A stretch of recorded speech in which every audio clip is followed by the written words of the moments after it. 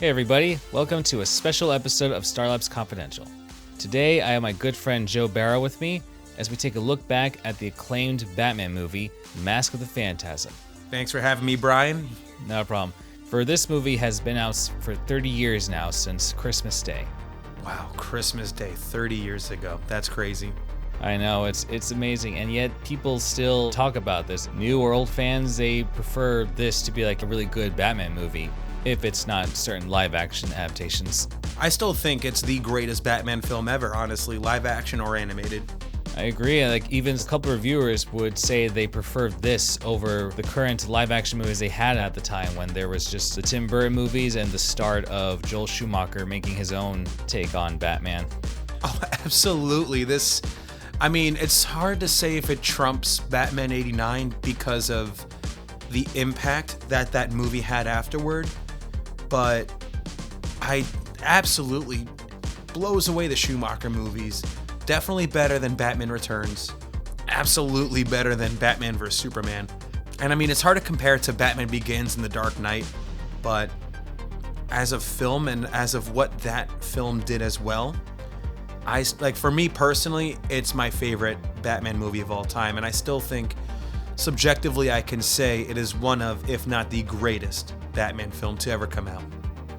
Yeah, same for me, because I may not have seen this on Christmas Day, but once I got it on VHS, I would watch it like almost every day coming home from kindergarten, and it would terrify me as a kid with one or two of the scenes where may have a couple of nightmares, but still it was just so crazy. They released it during the middle of the Disney Renaissance era, where there was all kinds of romance stories being made, and yet for this one, it is a romance story, but it ends tragically. It's a love story, but yeah, that's a good point. You gotta also figure this is around the decade where Beauty and the Beast came out, I think in 91.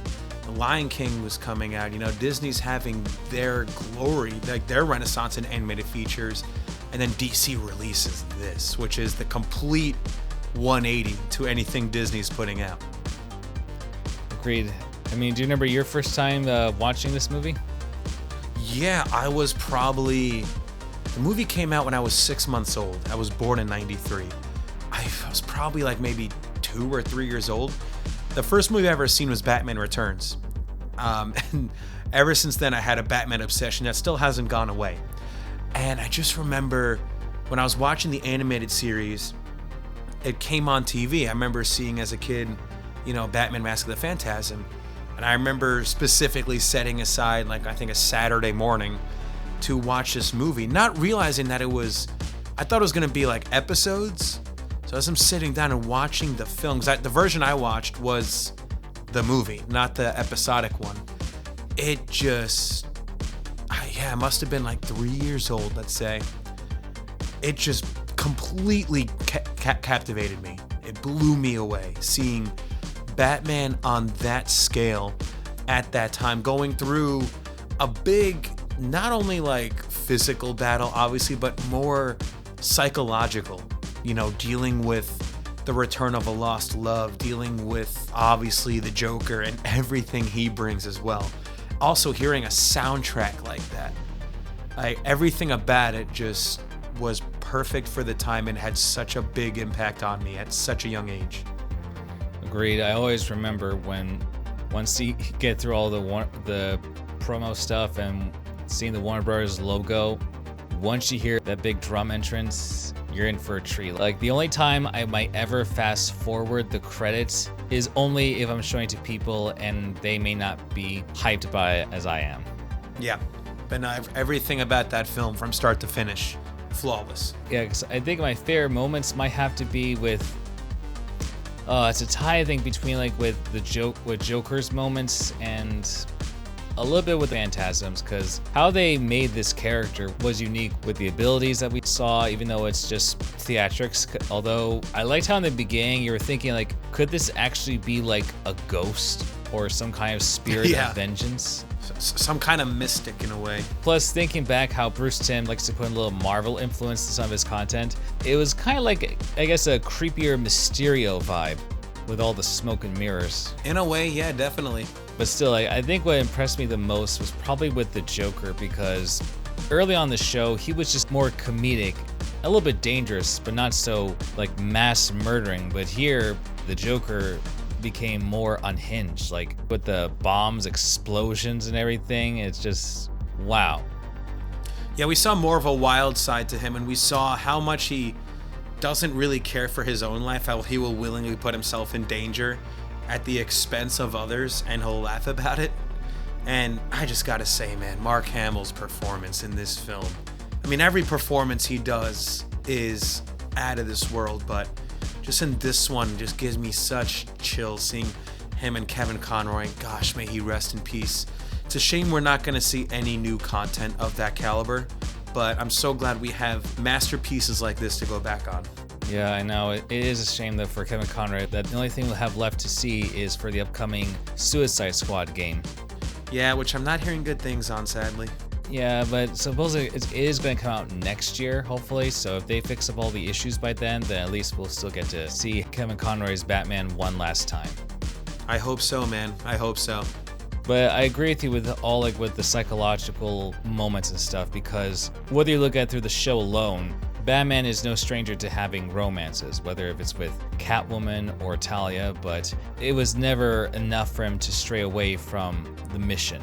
But the fact that they created this new character, Andrea Beaumont, to be the woman that got away, it was unique because I don't think never before has there ever been a character to really push Batman to actually even consider quitting. That's actually that brings me to one of my favorite moments, not only in the film, but one of my favorite Batman moments of all time. And I think this is the issue that we have in current Batman, is that they make Batman indestructible. He's only human, but he's doing everything because he's Batman. And that's great on one hand, but on the other hand, we're straying further away from his humanity. And in this film, one of my most favorite scenes ever, not only in this movie again, but in all of Batman, is when he goes to his parents' grave and he's like almost at tears asking them, like, is it wrong for me to be happy? Like, this woman, I love her, she makes me happy, but is this wrong? Like, why can't I be happy? I'm getting like chills talking about it now. Seeing Batman in that caliber, it's just so sad.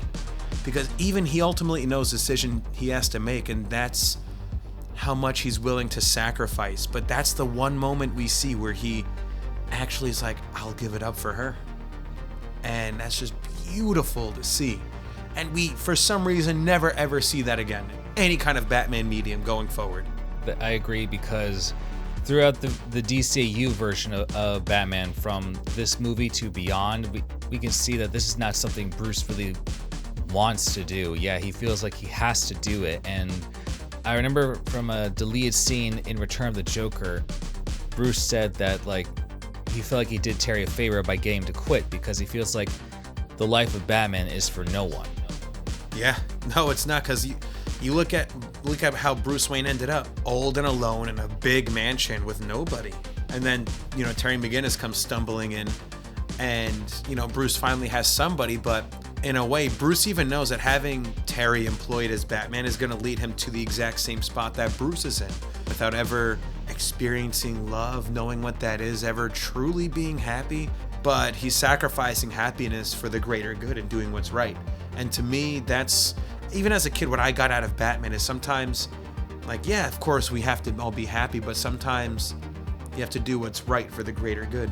Yeah, especially when there's other chance for relationships, like how they had that little thing with him and Barbara, which I'm not exactly the biggest fan of that, even though they really showed it. It was just something I guess that happened in between shows, I think, and then a little flirtation thing with him and Wonder Woman, which, I mean, that could have worked, because for Diana, she could definitely take care of herself. I'm not gonna lie though, as a kid, I loved seeing the Wonder Woman Batman romance, because I think she fell in love with the fact that he's just a man sacrificing himself like every day for the greater good, even though he doesn't have to, and his contribution is like, I mean, it's invaluable, because the amount of times he saved the Justice League just being human.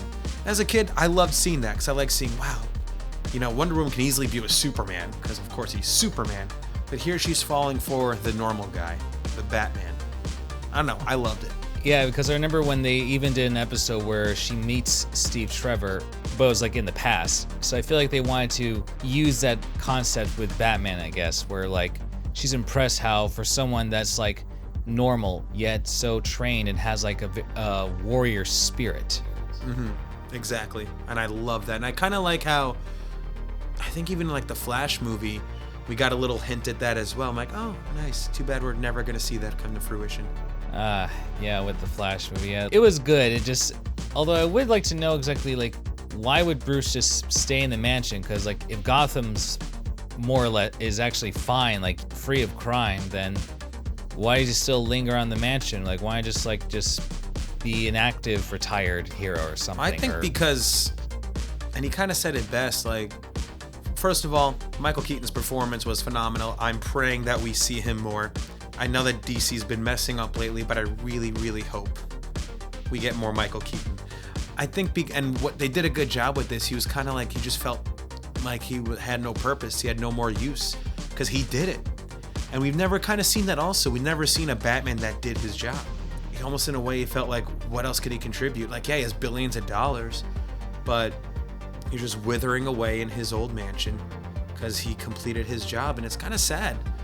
And that's why I loved like his subtle performances. Like when he's stitching himself up, he looks in the mirror, he does like a little smile. I'm like, oh, it's just those little moments like that. So beautiful. Yeah, because I feel like even though he doesn't want to do this, there is a sense of excitement. It's the same with his villains. Some of them may have a sense of purpose for why they do what they do, but then over time, it feels like that's all that they have to feel any sort of kind of like emotional attachment if there's nothing grander that's more normal. Like take what they did with Mr. Freeze.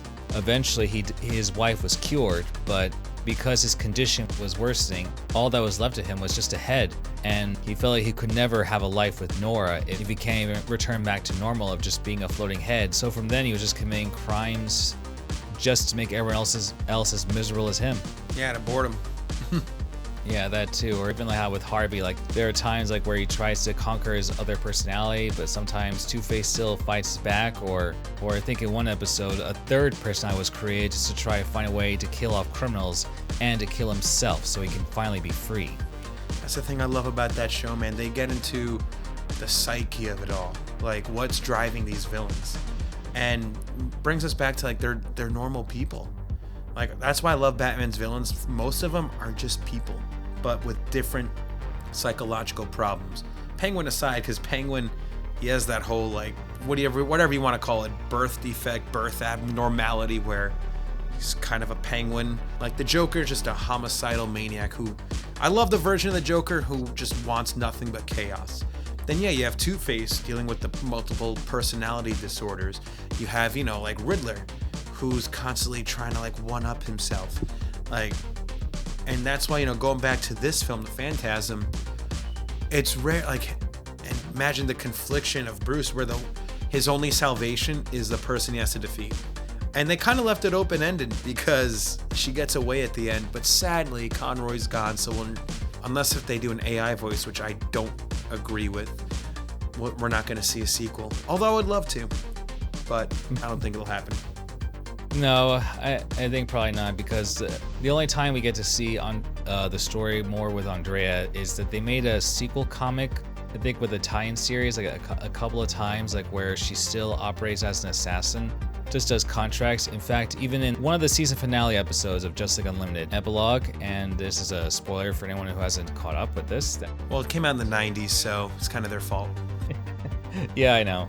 But Terry is technically, Bruce's son / clone. I hate that. That is stupid. That's the dumbest thing that they ever did. I liked when Terry McGinnis was just a guy who stumbled into the mansion, but then suddenly, and this is, I know, sorry, I'm ranting a little bit here, but this is like DC does such good, and then they're like, no, we have to explain this, and then they add this whole, no, you were a clone, why do you think you're this? I'm like, no, I'm sorry, but no, you're getting too overly complicated. Keep it simple. Like, that was a good episode, but I'm just gonna ignore that, and then the rest is fantastic.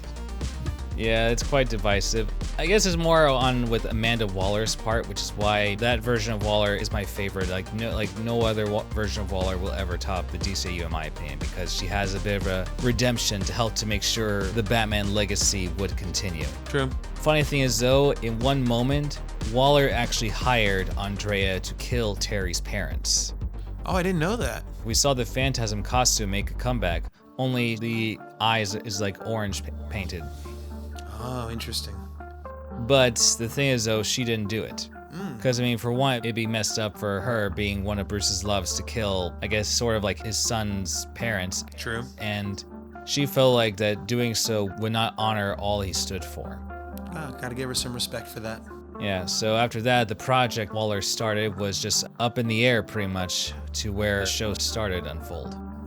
And I think now even the Phantasm has appeared in mainstream comics, so like they found a way to make her story connect somewhat. I think so, but I haven't read those comics. Yeah, because they've done like a few issues where they go into the future, I guess, where Batman and Catwoman have a daughter. Well, it's bound to happen. Yeah, and I guess she's like a Batwoman or something, so... It was either Batwoman or Cat Bat. Or Bat Cat. Yeah. Although the first version of that take was Huntress back in the Silver Age. True. Yeah.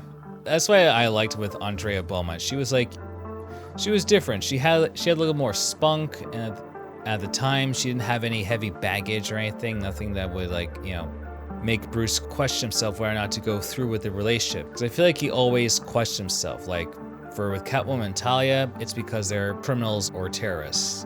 Kind of everything against what he stands for. Yeah, and then with Wonder Woman and Batgirl, I guess people like those, he has this whole dating with the team always leads to disaster. Yeah. Plus, I like that she's, I would say, being a good anti-Batman, where like Bruce, she had suffered losing her father due to his relationships with the Valestra mob, and when there was death, and with no one else really by her side, she delved straight into vengeance, becoming the Phantasm, and delving out her revenge plan. And if you can kind of look, that's kind of the literal antithesis of what Batman is. Because Bruce could have gone down the path of, he is vengeance. He literally says, I am vengeance. But he could have gone down the path of revenge and murdered people involved with his parents' murder when he found out.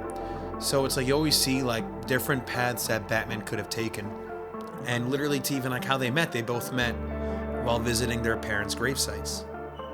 Yeah, it's a good reflection, and that's another moment I like is near the end when Alfred speaks to him, trying to reassure him that he can't help everyone, because for those like Andrea, they fell into the pit of vengeance years ago, and sometimes you can't pull everyone out. It has to be their choice.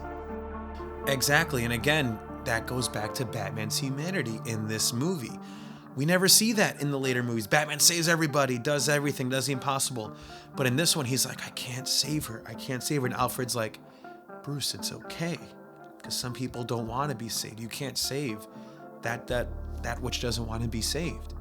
Another beautiful scene in that movie. I always love constantly, too, of course, the comedic aspects they're throwing, how every time Alfred walks in on Bruce and Andrea, they're about to get it on. He's like, oh my, and just leaves.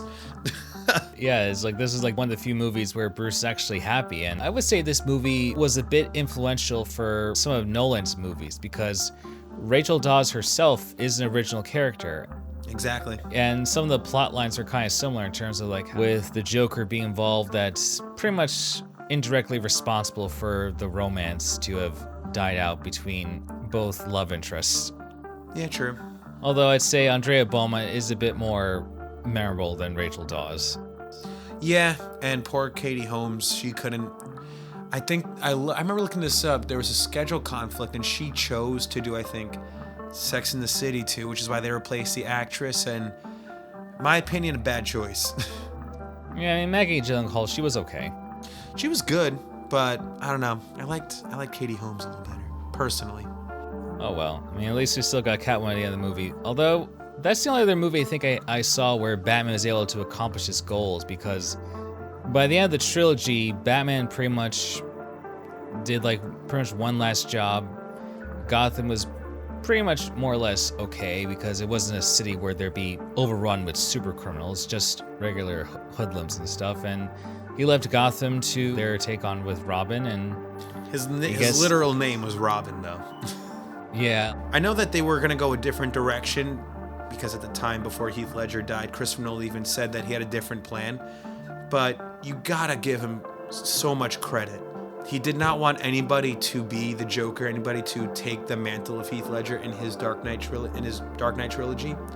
So he just completely wrote him out and went, modified the direction he was going in. So yeah, Dark Knight Rises, no, I don't think it was as good as The Dark Knight, but again, you got to give credit where credit's due. If the Joker had been in it, yeah, probably would have maybe superseded it if Heath Ledger came back, but we'll never know. And you got to respect that decision. I do. Because say he did and cast somebody else as the Joker, the entire time he would have been comparing him to Heath Ledger, and it would have taken us out of the film. I mean, granted, nowadays there's plenty of really good impressionists and even lookalikes, but still, it's not quite exactly the same. No, you can't. You can't Yeah. duplicate a performance like that. Yeah, because that's why I agree with you that if they ever do anything if they want a serious Batman voice, definitely not do an AI Kevin Conroy, even though on YouTube there are some stuff like that. But no, I think in terms of for Batman voices, if they want something Kevin Conroy-ish, then either go with Troy Baker or Diedrich Bader, because he has that same kind of gravitas he does with Batman, whether it's comedic or serious. Yeah. I don't think they should replace Kevin Conroy's voice at all. I think Kevin Conroy's voice is its own thing. He passed, so we have all the Batman content he left behind. And now there's multiple other voices out there for Batman, but there's never going to be another Kevin Conroy voice. There's just not. Whenever I read Batman comics, that's the voice in my head. Yep. I say everyone agrees that, yeah. I just feel like for any future new content, if they want a Kevin Conroy-like voice, I feel like Diedrich Bader would be the one to do it, where he has that similar kind of take on it. They can come close, but yeah, nobody's going to take the place of Kevin Conroy. Yeah, because unfortunately now, I guess, if there's any plans of another Justice League reunion thing, it's probably either it would not involve Batman or so, or not going to bother. It probably would, but they would just they'd have to get a spot-on voice match. But I've heard voice matches before. They are great. Like when you can find a perfect one. Like I know they're gonna do one for Rick and Morty. They're getting 2 separate actors for both those characters. Oh yeah. They can do that if they ever do a Justice League Unlimited reunion or whatever. But yeah, it's like saying you're gonna get a voice match for Goku or Vegeta. Their voices are so iconic that even a voice match would be good, but you'd be able to hear the difference. Yeah, I mean they have done that for Frieza midway through Super. They did. I got actually the voice audition for that. I got the casting notice for that. It was actually during the Broly movie, and they wanted a voice match because at the time Chris Ayres was going through his, throat stuff. But for when they want a voice match, they want the spot on, so that you have to really listen to tell the difference. I don't have that in me. I know my limits. I don't have that in my wheelhouse. So, of course, I declined that one. Still, that would have been so cool to see how you would have taken on doing Frieza. If it was an original villain voice, yeah, of course, I'll take a shot at it. But imitating Frieza, I tried. I'm like, no, it sounds like I'm doing an imitation. And for voice matching, it can't sound like an imitation. So whenever you're approached with things like that, you just respectfully decline because there's someone out there that can do it. Agreed. I say for what's left with the film, yeah, I agree. I feel like with Batman, there's never been any story that really delves that deep into his psychology. The only stories I think did that would be Batman Hush, but it wasn't quite as serious. It was more, I guess, with Catwoman for how I think in that story, that's where Batman decided to reveal himself to Catwoman, where they could possibly be a relationship, because it was around that time where they were still making her more an anti-hero than full-on villain. Yeah, and yeah, you're right. That's, I think, the legacy that Mask of the Phantasm leaves, on top of obviously being a perfect film, but the fact that they weren't afraid to explore Batman's humanity and saying beneath the cowl, beneath his indestructible personality and everything he can do, he's a human with human emotions. And when someone special came back and his heart, was conflicted, we saw that. And it was beautiful, and we need more of that. Yep, I agree. Yeah, that's whether you watch the show or the movie, like you get to see like what happens when he's injured by any means, whether it's like critical or minor. Yeah, like he's hurting. He doesn't just like shrug it off like it's nothing. Exactly. You see the impacts of like even Andrea leaving and Batman dealing with the fact that she chose vengeance, and he still carries on, but like you can tell it's just it wears on him. It's like he carries himself a little heavier. That's why this film will be my favorite Batman film, always. Agreed. Well, I say that's probably about our time for now. Thank you again, Joe, for coming here, and thanks to all the viewers for tuning on to this Christmas Day as we look back on Mask of the Phantasm. Thank you guys so much, and have a Merry Christmas. Merry Christmas to one and all, and Happy New Year.